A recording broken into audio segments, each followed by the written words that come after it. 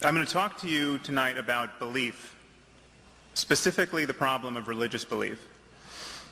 Our world has been balkanized into separate moral communities. We have Christians against Muslims, against Jews. The majority of people on this planet at the moment organize their lives around a founding proposition that God wrote one of their books.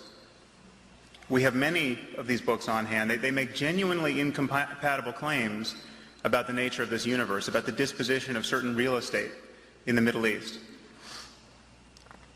We have the marriage of quite literally first century or earlier beliefs, literally Iron Age philosophy, with 21st century destructive technology.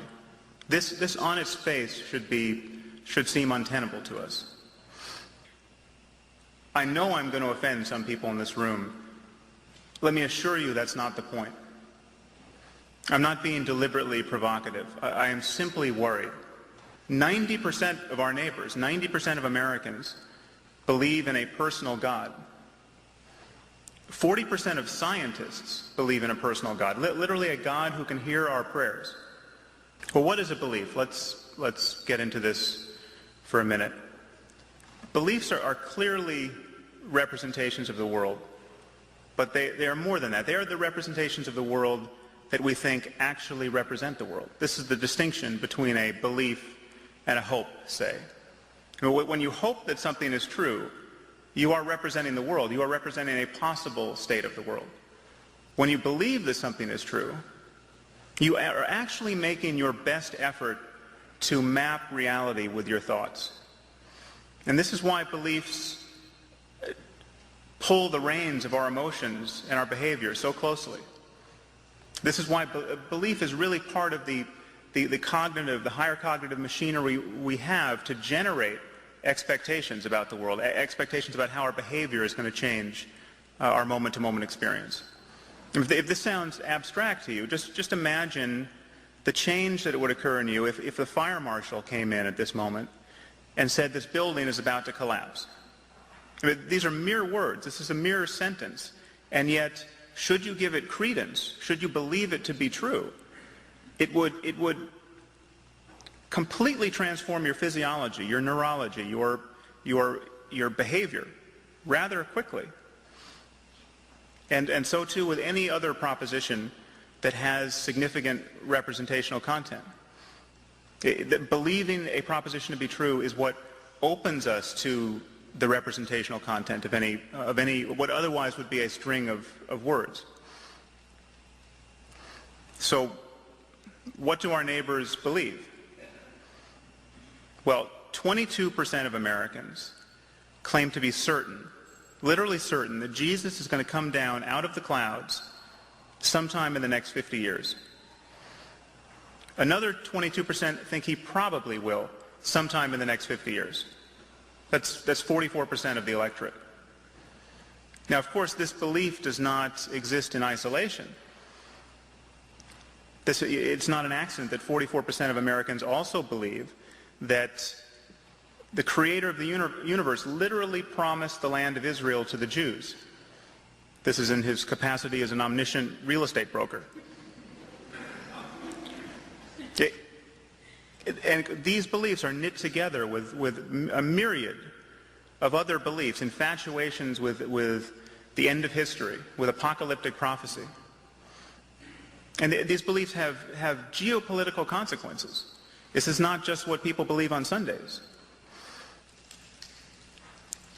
It's actually not an exaggeration to say that something like half of us, something like 44% of the American population, if they turned on their television sets and saw that a mushroom cloud had replaced New York City, they would see a silver lining in this cloud because it would be a portent to them. It would presage that the best thing that is ever going to happen is about to happen, the return of Christ.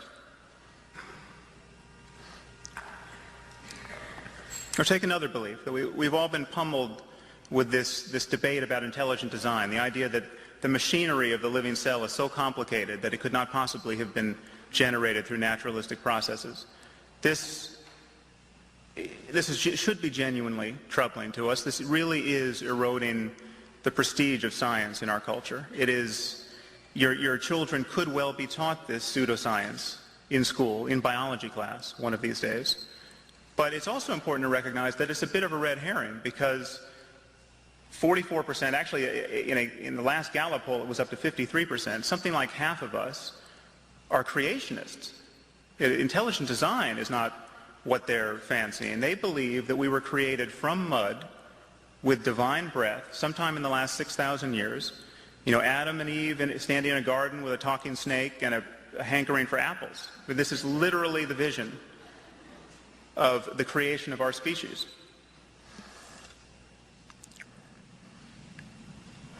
So one way to summarize what I've said to you is that I'm really arguing that every one of us is a scientist, in that every one of us is making a claim about the way the world is. Every one of us wants to understand reality.